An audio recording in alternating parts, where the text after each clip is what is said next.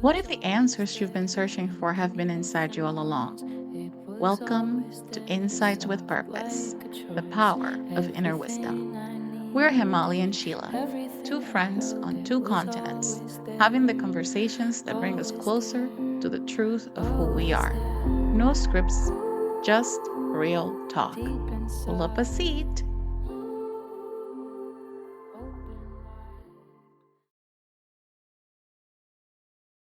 Today, we're exploring something most people never stop to think about: the energy underneath how you speak. Not the words, the frequency.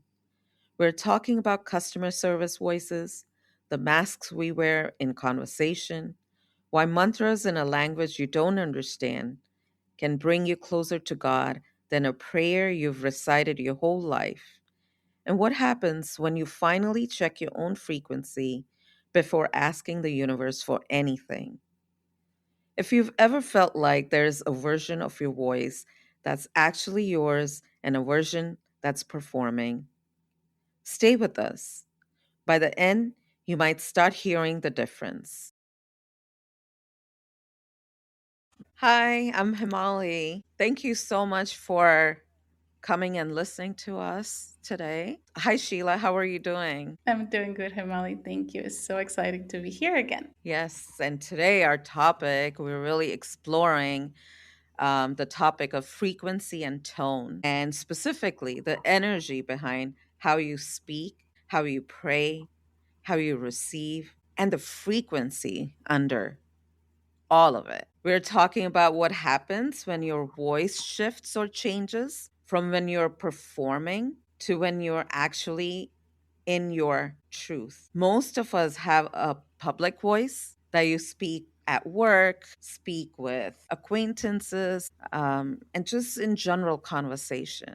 And then there is a private voice, and that could include your own tone and you're talking to yourself or close relatives, your husband, your partners, your kids. And so we're going to talk about how that changes, the tone of voice changes, and how does it feel when we're fully in our own voice, and how does it shift, how do you feel within your body. So have you ever noticed your voice changes, and depending on who you're talking to, and how does it feel when you're talking to them? Does your frequency change? I would love to hear that from you, Sheila. Well, Hemali, this is a big one. I gotta say, have I noticed? Yes, this happens all the time. And I come from a big background in customer service. So, Mm. when sometimes people are working in customer service long enough, there's that a specific tone that comes up.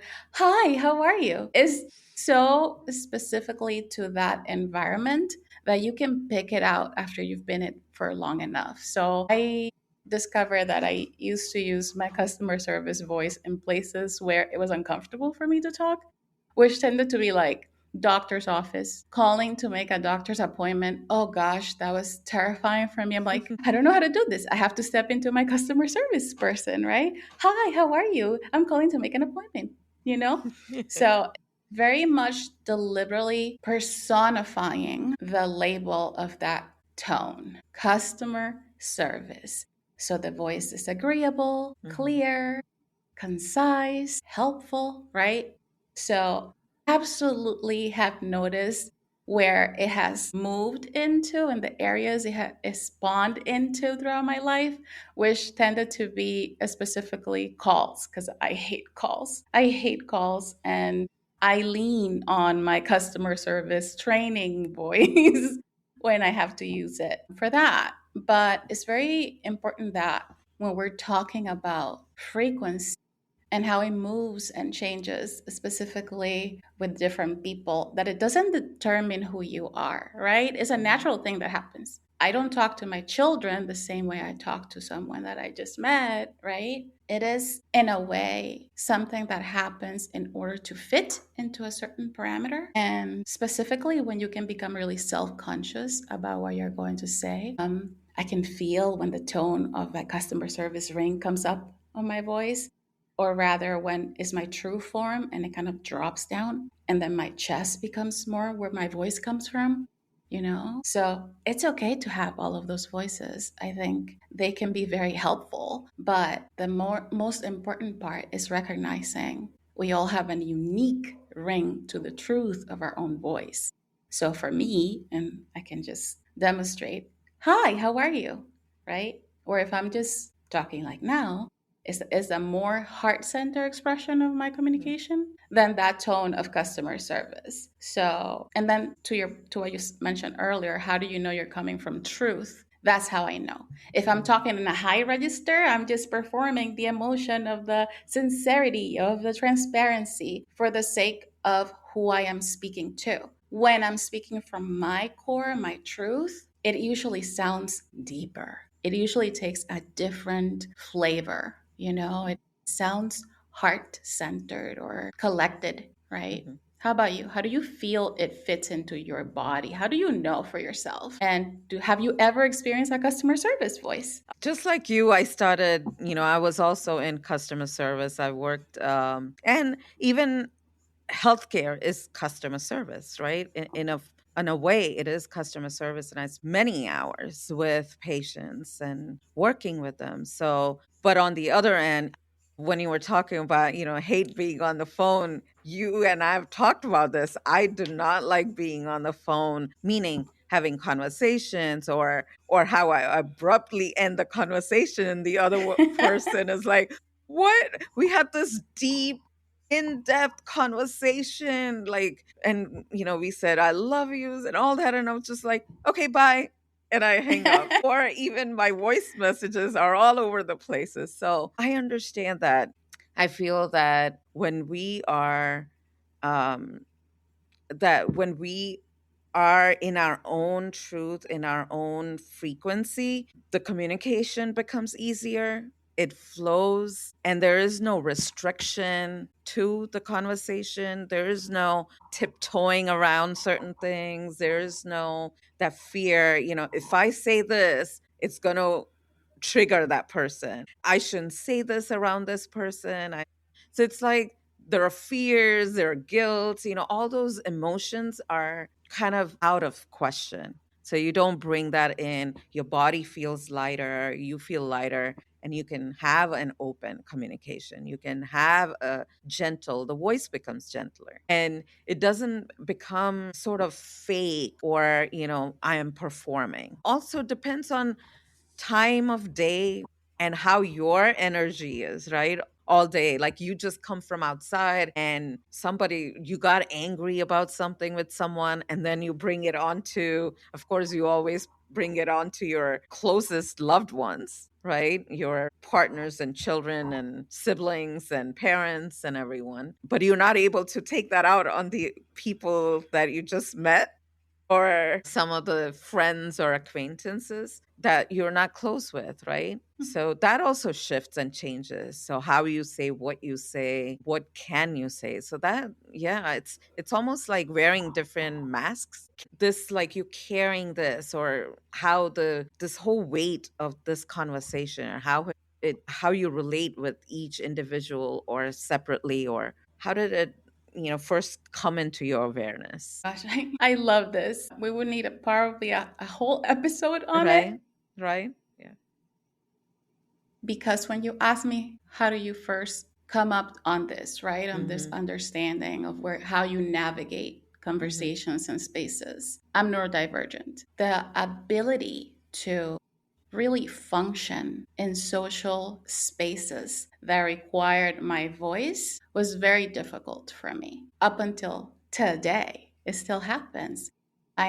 We have very deep, honest, raw conversations, you and I, at least once or twice a week, right? And it takes me 2 to 3 days to come back to function. And I literally cannot continue to answer calls. I cannot have another call with someone, because for me, what happens is a very body experience of someone's tone or behavior is not lined up. Their frequencies a mismatch. And for me, I experience that internally very geometrically. So it's like literally trying to press a circle through a triangular shape. And it gets me really tired.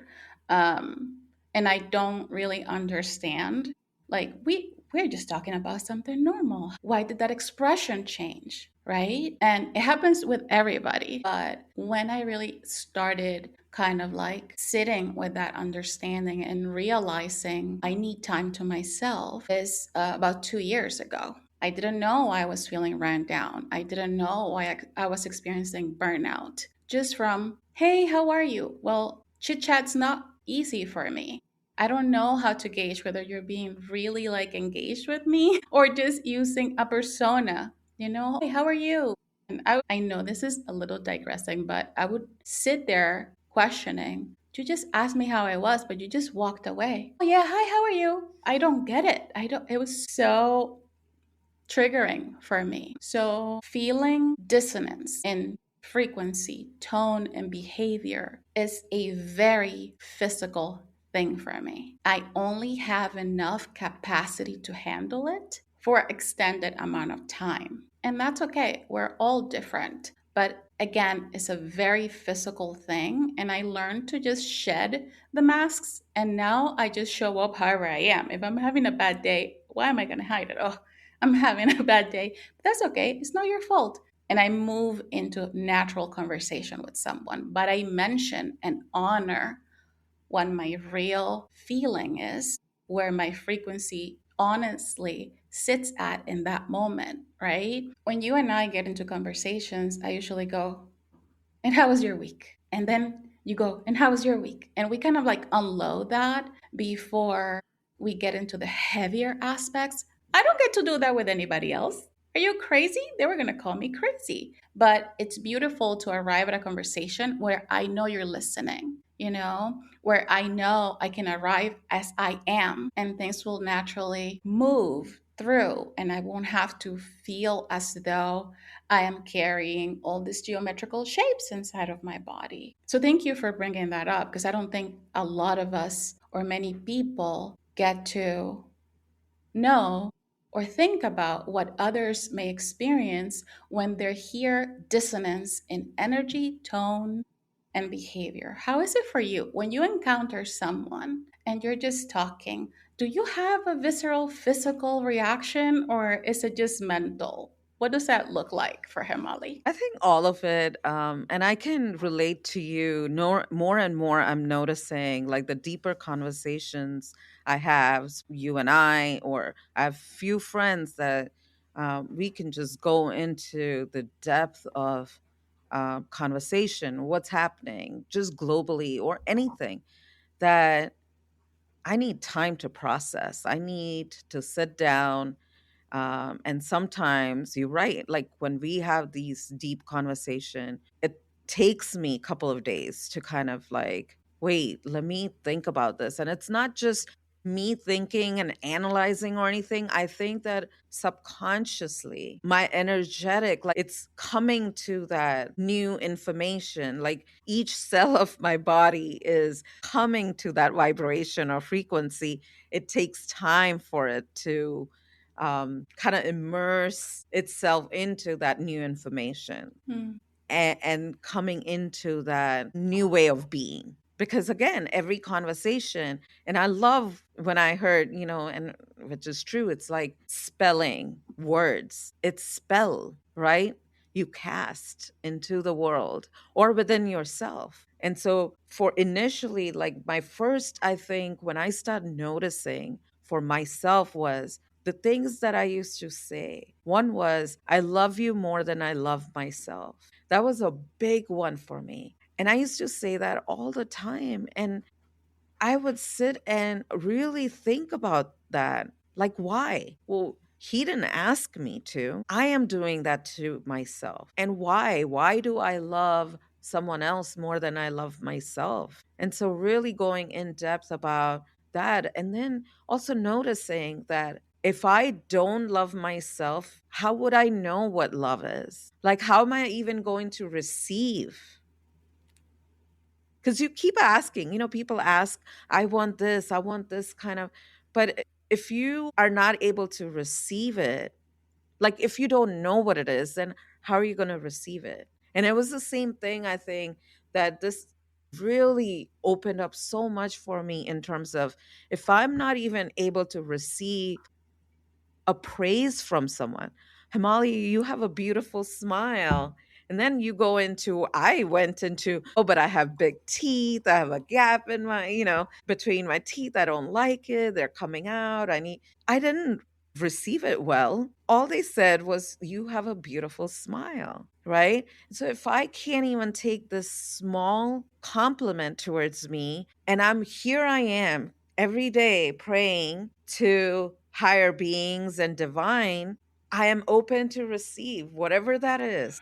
How am I going to be able to receive that is in the ether, right? So energetically. And so I think that was my kind of a breaking point. I really started noticing the things I used to say, not only to myself, about me, what I say about me to everyone else. And it was just like that exploration phase, that curiosity, how people say things, let's just get over with. I was like, I bring myself in every conversation because I want to be there. I come to your house because I am there and I want to spend time with you. I want to, and that doesn't mean, I'm just putting out there that sometimes I say no because I really have something to do. I love you. You guys know who you are. But at times, what I'm saying is that I bring my 100%. I bring Mhm. my energy. I bring my body. I bring all to where I am most of the time, at least 95% of the time, because I am scattered brain and I'm all over the place.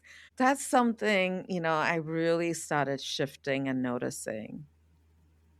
Yeah. Yeah, I agree with so much of that, and that's also been an impacting for me. Yeah. We think we arrive at places and that the frequency we arrived in those places at doesn't matter. But I kid you not, if you arrive somewhere huffing, puffing, feeling rushed, the level of reciprocity of that, you're gonna probably receive like a different level of treatment than someone who arrives calm, cool, and collected and who's able to just say hey, hi, or, address the person rather than the problem. So, checking where your particular frequency is at before you partake in any particular conversation is so important. Because how are you going to receive someone depends not only on what they're bringing, but what you're putting out. Mhm. So, a lot of times we feel as though we are owed a specific thing or a kindness, a behavior, pleasantry, whatever. We're owed it because we're being nice. But are we being truly nice? Can the person detect this is just performance? Can I check my own frequency and say, I want to show up authentically in that moment, no matter who is across that desk or um, across from me or how my friend is feeling? Can I show up fully and transparently as I am without immediately wanting something in return? Um, Giving it that space to flourish, really acknowledge when that person says, well, I'm having a bad day. It's not just, oh, well, oh, too bad. Take your time, take a breath, acknowledge that person is having a bad day. I'm sorry to hear that. Are you stepping out soon? Will you be able to get some air? Thank you for being here while you're not feeling well. It goes such a long way.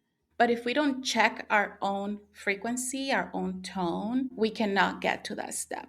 We cannot get to that full exercise of being fully in your own embodied frequency to meet somebody else's. Okay? We're always going to experience triggers if we don't address that. Mhm. So it's important to sit with that and think about that for not only professional spaces but everyday encounters. But then people would say, well, we're so busy. We don't have time for this, right? We're just making small talks and moving along to our next thing and to our next thing, right? So I hear you. And then there's also this flip side. While you were saying this, I was thinking about, you've sometimes you go to gatherings where you know certain people that are like, when they're talking with you, they're so focused on only on you. They're not going to notice anyone else. And then it's like, okay, but they can't even move on to anywhere, anybody else. And so that also to some people feels awkward. Either feels left out, being left out, or it feels like, should I move to another person? Like if somebody's talking to you. Have you ever been in that kind of situation? Hemali, I am just an awkward person overall. So yes, I've been in those types of situation where in both stances, right? Same here. All the all the full on attention on me is paralyzing for me. Like, please Yeah. don't. I like take a beat, relax. And also as the person who's to the side and hasn't been acknowledged and what that Mm, feels like, right? The frequency and the discomfort of that is upsetting. It makes me nauseous quite a bit, mm, actually, because I don't know how to interject in those moments, right? mm, I'm like, when do I say like, or do I stay quiet, right? And how long do I stay quiet for? mm, So it's a constant questioning in my mind in social interactions. When do I fully step in and how? But been there in those moments where it feels really uncomfortable, both having all of the attention and having none of the attention. But more than that, talk to me about walking into a space and immediately feeling like, wait, something is up. My spidey senses are activated. Talk to me about that shock in frequency because that's a big one.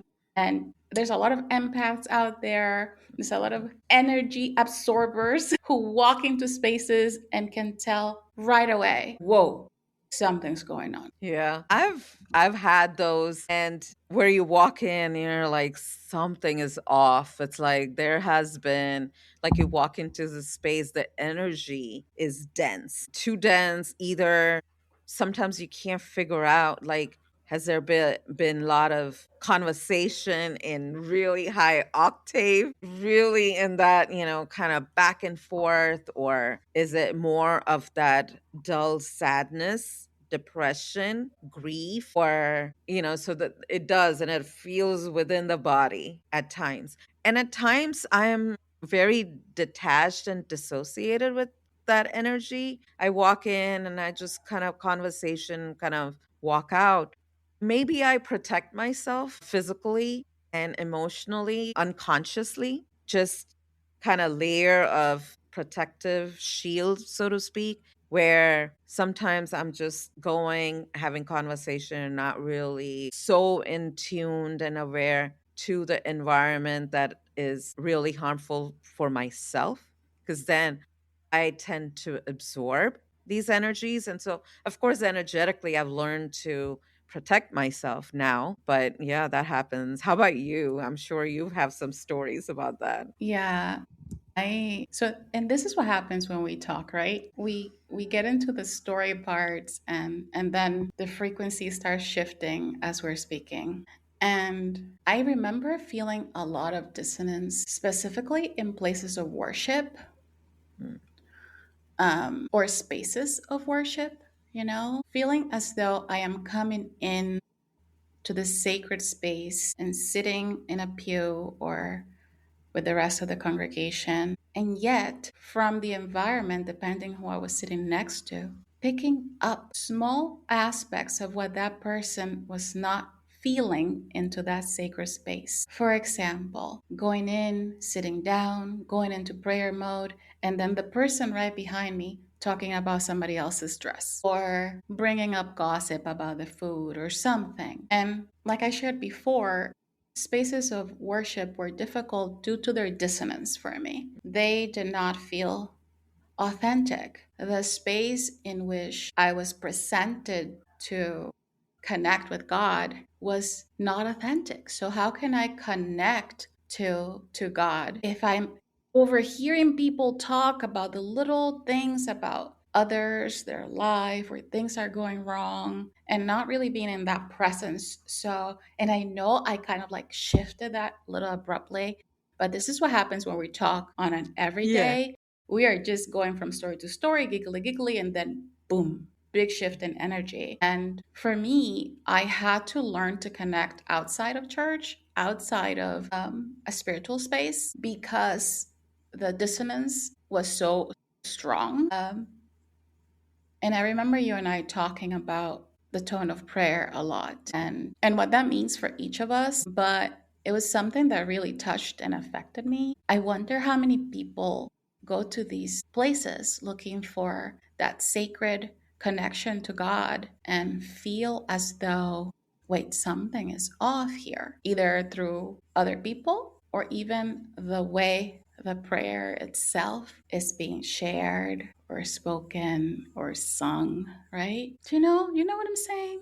I definitely get you. And again, about stories, it's like when you said, being at a place where, we gather to worship, and I have had all these stories just kind of boom came back, and I'm like smiling out here because I've had conversations with some of the ladies that are on the phone, or they were like, oh, this app, that, while the teachings are going on, while we're at the temple. And I'm like, hello, can you please pay attention? Or can you quiet down? Or can you take it outside?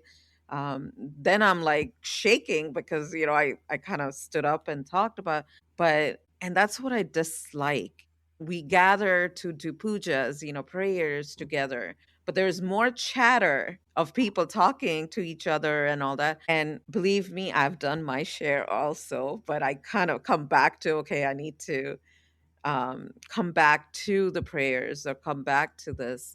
But I totally understand, and I get you. It's like, again, now you're not sitting with yourself. You're not being true to yourself. And yes, and we were talking about the tone of prayers also, where we're talking about how different prayers and what it brings within yourself. So now let's just talk about things about what are some of the things that you do in terms of prayers, or how do you receive certain prayers? How do you communicate with the divine or with the divine within yourself? Well, to kind of like bring it back from where I was sharing, I had to leave that aspect of being surrounded because my goal of prayer is to commune with the divine. So, no matter what the worship house was, denominationally speaking, that's what I went there for, that communion. Until I found out, hey, I can commune with the divine on my own, right? So, and that happened very beautifully in an ashram and chanting. And it is still part of what I do. It is still part of a big part of my practice. Before anything that means anything to me, if my intention is to show up authentically at a neutral frequency so I can clearly give and receive, I chant. It connects me back to the God within. It allows me to experience neutrality around what I can be going through or expectation about the other person that's showing up in front of me. It brings me to a stasis, a form of like, am held like nothing else. And then, that's the biggest aspect of sacred prayer. But then I also talk to Master Jesus, Master Joshua all of the time, and it's deep communication. I remember questioning myself a lot around how can I be so connected to a mantra I don't know the translation of, right? We're speaking in Sanskrit, that we're chanting devotionally, embedded into my being, into every cell of my body. I have no idea what it means, but it was the quickest bridge to that divine aspect. And you're going to find that if the people around you are chanting, no one has time to gossip. Mm-hmm. But beyond that, it's really a practice I come back over and over to because it is that most beautiful organic bridge from my mind self to that I am God self. Mm, And I think a lot of it has to do with the not being aware of what the words mean. mm. What is it for you? What aspect of tone of prayer or any other way in which you connect has that most impact for you right now in this point in your life? How does Hemali connect and commune with prayer? So, chanting mantras, definitely listening to them, definitely kind of brings me back to myself, or grounded, centered, aligned, what may you call. I wanted to read this thing. I was just looking up when we were talking mantra or chanting. What it really does is, like, if you have this crazy thoughts, like fluctuation in your mind, constant thoughts coming on, and what mantra does is breaks the cycle when you start chanting. And so I wanted to just read this little bit, what I've read. Somebody wrote about what does mantra really mean in Sanskrit. And it says it means to consult, seek advice or help, think or deliberate. The source of the mantras is God. In the human body, it is the breath in the speech which gives each mantra a verbal form, awakens its hidden power, and sends it across the space as sound vibrations to its desired destination. Mantras are thus divine vehicles which carry the thoughts and prayers of devotees to the heaven and help them establish communication with the divine. And I was thinking about it and about the sound waves and sound vibration and how that carries, and the octave and the tone that's used, especially in Sanskrit mantras, right? There are rhythms to it. There are tones, and the way they sing it, there are certain syllables or certain letters that get specific indentation, like a more depth to it than the others. And the way they're sung, the spacing of it, the breath between that. I mean, there is like specification, and these are um, mantras or prayers that have been chanted for thousands and thousands of years, beyond 4,000, 5,000 years. And they've been verbally in memory of people, like verbally coming down through generations, and how much power it gives within yourself. And not only that, I feel that power, but also the energy, depending on what or which mantra you sing about or you pray, you recite, the repetition of it 108 times, 1008 times, that also kind of gets you up into that higher consciousness, that so that your energy merges with or becomes one with the energy of the deity that you're praying to, or their energy, right? So you're kind of merging with that energy and you're coming to that neutral frequency. And when we talk about frequency and vibration, this is like the frequency. If you look at it, the lowest frequency is like, there's a chart out there. If you look up depression, anger, guilt, all those have very lower vibrating frequency. 550, neutral is somewhere around 100, 200, 250. And then it goes beyond that. So it's like, how do you stay at that frequency so that you can come from that truth of yourself? You can speak from that. You can connect with people with that neutrality or beyond. So for me right now, I'm going all about, right? Right now, the mantras, right? We were talking about. For me, I feel that when my mind is chaotic and it's so um, chattering all over, I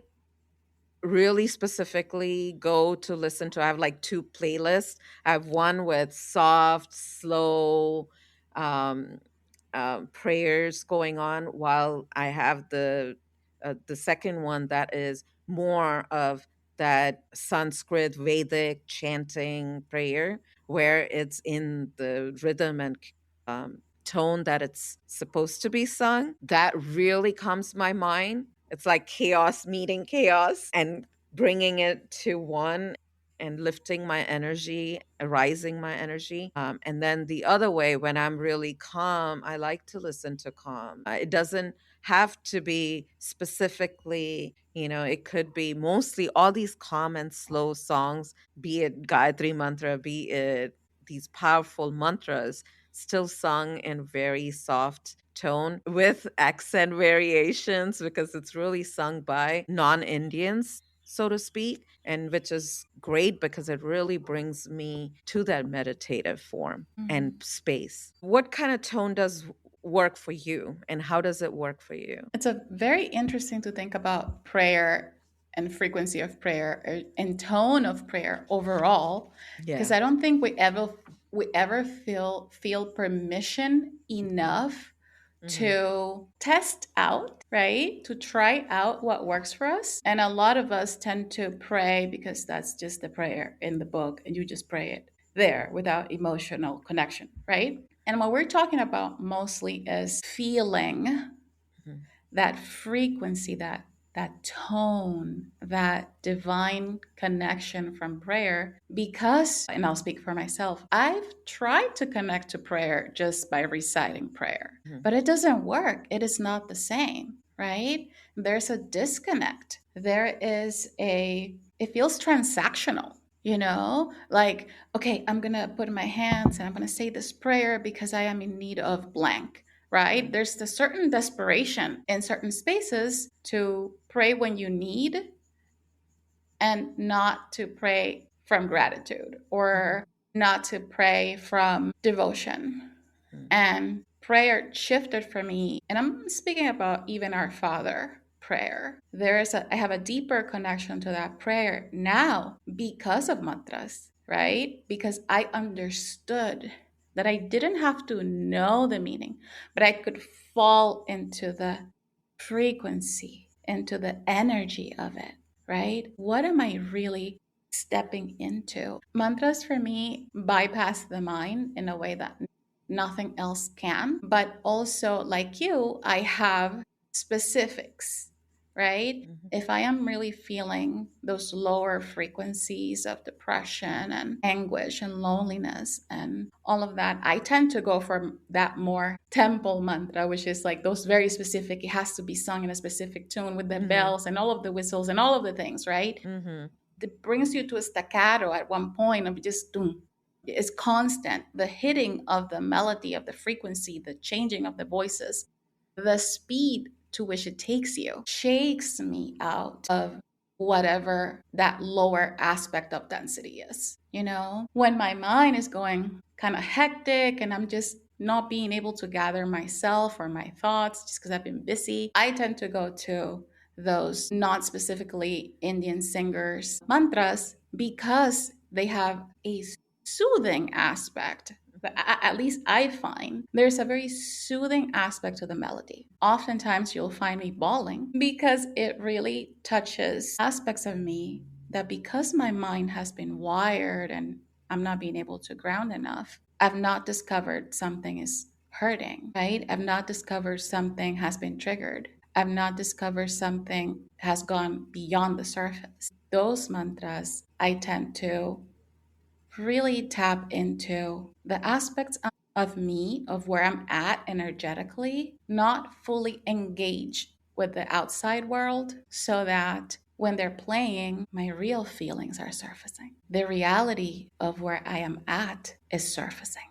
And this is why you will often find me cry my eyes out. It's like a permission for myself to say, feel your real self, right? Let go of whatever emotions you're holding. And I find it really deeply in those mantras. And it has led to a deeper exploration of why do people pray and how do I show up for that prayer, regardless of what the prayer is. Like I said earlier, even our Father, you can say it without meaning that. You can say it in a tone of desperation. But are you able to arrive at a place where the prayer touches your beingness and really find that devotional aspect of that prayer? Can you say, Our Father, and be impacted to tears? Do you know what you're asking?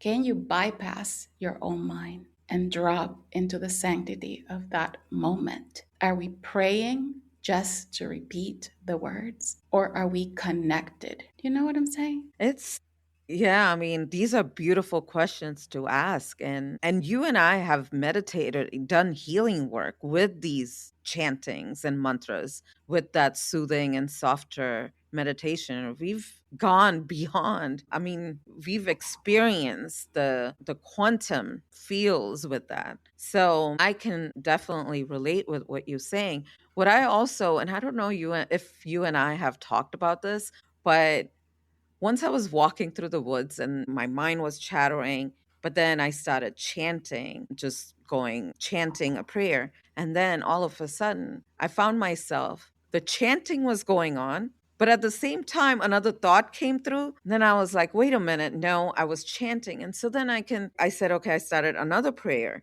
So I can hear both the prayers going. And yet I was thinking, wow, how is that these two prayers are going on? But yet I'm also thinking about something. Then I was like, that got me, like, my mind was blown. I was like, wait a minute. How am I able to open? It's like almost like I have like these two rooms within my mind, or two spaces within my mind. But now this third one is coming up where I'm questioning that these two prayers are going on at the same time while I'm thinking. So that's like three spaces open. So then I got really excited about it. I was like, started doing experimentation in terms of, okay, I'm going to start chanting in this space. I'm going to off my mind. Okay, I sound crazy, right? Cuckoo out there. But that's how I felt at the same time. I'm like, no, I'm not giving up this experiment. I really want to see how many minds or how many spaces can I open up in my mind where I have. So I tried like almost five prayers going on at the same time. And every time I would hop onto a different space, that prayer is going on within my mind. And so I felt like, have we talked about this? I don't know if we've talked about it, No, but I felt that, and I don't do that often, but I've done that in terms of, but then also just staying with one prayer. But within my body, these many prayers were happening at the same time. And I feel I definitely want to look into it. Like, there are so many ways of connecting to bring our mind to that oneness, that consciousness. Even though all these prayers are going on at the same time, it's like still connecting with that one, or becoming that one, embodying that oneness with the energies of different forms or formlessness. So it really matters, like what you're vibrating, how you're carrying your frequency with, during your day, during your interactions, because that's how uplifting these conversations and interactions are going to be. It's going to bring in more people that are vibrating at that frequency and taking you more higher into just that truth of who you are, bringing you to opportunities, bringing you to different places and spaces that you never imagined to be in. So I don't know. I had to share that little, my encounter with that experimentation. yeah, Yeah. that's a little out there, Himali. Yeah. Opening 5 different channels and still talking to yourself, that is actually master level genius. Right. I don't know that I could do that. But to the point of that, to being still in that consciousness, to access the ability to navigate and put yourself in places with people and things that resonate at your own frequency, Mhm. right? I want to bring back what you said earlier. Someone would say she has a beautiful smile, and I would think to myself about the gap on my Yeah. teeth, right? Instead of just taking the compliment. And I think that's why exploring frequency matters. I think that we often think about exploring paths, exploring spirituality, religions, modalities, but we don't think we can explore our own frequency. How, if we experiment with today, I'm going to show up after my prayer in my full sovereign self wherever I go. Can you hold that for the whole day? Is that feasible, right? Or do you have to constantly check in with yourself and say, oh, I dropped it there for a minute, but let's take another breath and dip back Mhm. in, right? And that is where frequency is so important. It is one of those, people talk about it in so many different ways. To me, just simply, what is your signature state of beingness at that particular moment? What are you putting out there? What color are you shining at? And then, can you receive at the level that you're expecting? Can you really go, I want to be aligned to the abundance of my life? And then in the back of your mind, you're thinking, gosh, I don't think I'm going to have enough for that pizza. Can you be in an abundant and a lack mentality at the same time? You cannot. You're either in one or the other. So if you want to be in the frequency of abundance, you must first feel abundance within you. And you can only get to know the frequency of abundance if you explore frequency within yourself, whether it is in a customer service voice, whether it is talking to a friend, whether it is showing up in big gatherings or sitting in prayer. The whole point is to explore it for yourself, to break it down so you can say, I am not acting in that frequency of abundance. Yeah, no, I'm not there. I have to tweak it, right? Learn what that feels like for you. And there are so many paths you can walk that would teach you about frequency. It's literally just how are you showing up to what you're asking from the universe, from God, right? Are you showing up in order to get that? You have a beautiful smile compliment and then just accept it? Yeah. This is where frequency gets a little more pushed to the back, as just largely talked about, but the importance of exploring frequency within the self and how do you output that into the world and how do you input from the world into yourself. And a lot of times we don't feel like we have the permission to do that. And what I'm trying to say is you have full permission. If you feel like you need it from the external aspect of yourself, Sheila said, I have full permission to explore my frequency if you need that. I hope you don't need my permission or validation, but if you do, you have it, right? I agree. And Hemali gives you permission to be curious, explore, explore, explore, and see what your frequency is at, how you're vibrating. And yeah, What would you say to someone who's never thought about frequency, who's never even questioned it? How would you have someone start to explore frequency? What would you say? I think my initial start, as I was mentioning, just start noticing, observing, be an observer of yourself, not anybody else, just yourself, or see what you say about yourself to yourself constantly.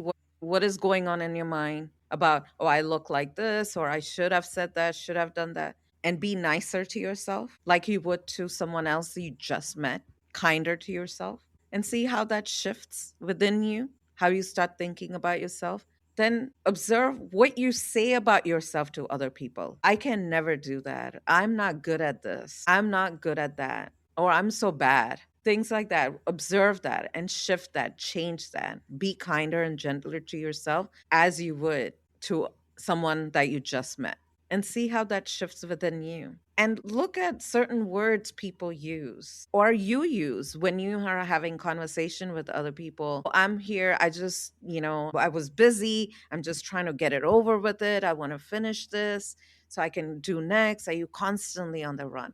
So I think that's where I would start personally. And that way I think little shifts will start happening. What about you? I would say go out there and explore. I'm a curious person and I play with everything I can get my hands on.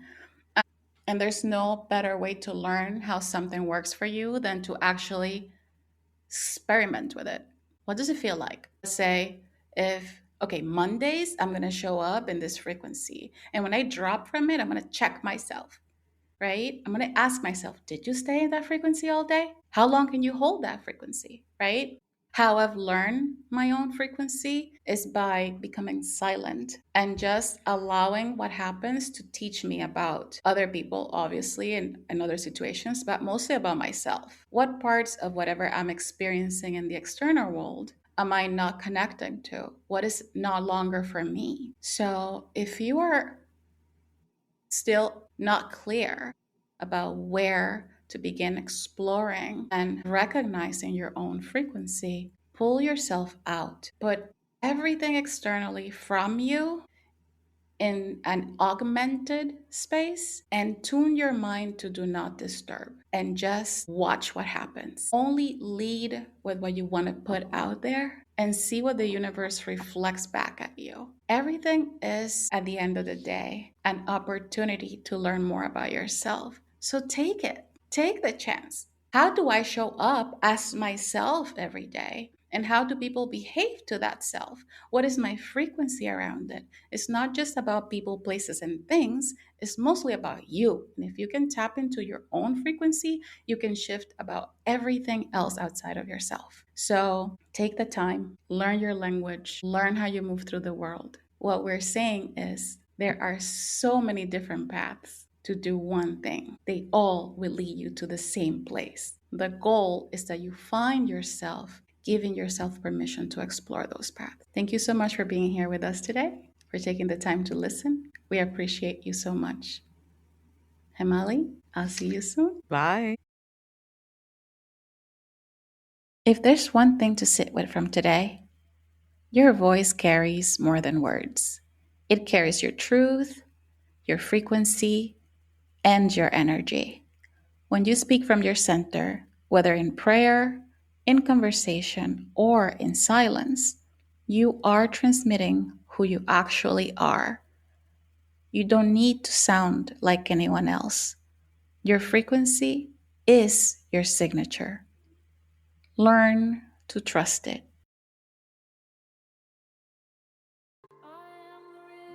Thank you for being here with us. If this episode moves something within you, please share with someone who needs to hear it. Subscribe wherever you're listening and leave a review. It helps more people find this space. Find us on all your favorite social media platforms. And remember, you already are what you're looking for. Trust your insight, act with purpose, and stay in your knowing. Everything I held, it was always there, always there, always there.